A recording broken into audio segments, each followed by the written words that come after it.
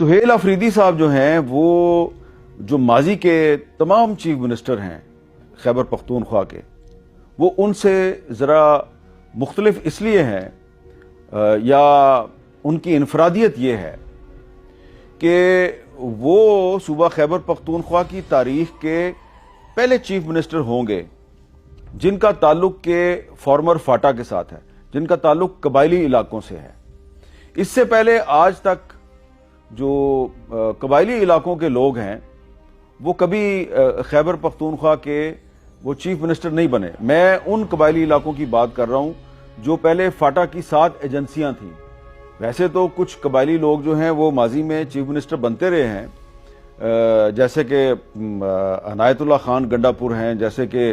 یہ جو علی مین گنڈا پور ہیں، یہ بھی تو اپنے آپ کو کہتے ہیں نا کہ میرا تعلق گنڈا پور قبیلے سے ہے۔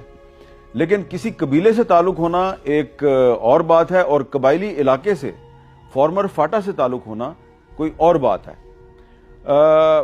جو سہیل آفریدی صاحب ہیں ان کا تعلق آفریدی قبیلے سے ہے، یہ خیبر ایجنسی سے ان کا تعلق ہے،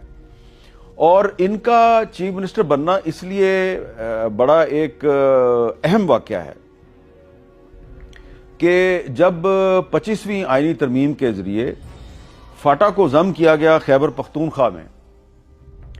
تو اس کے کچھ عرصے کے بعد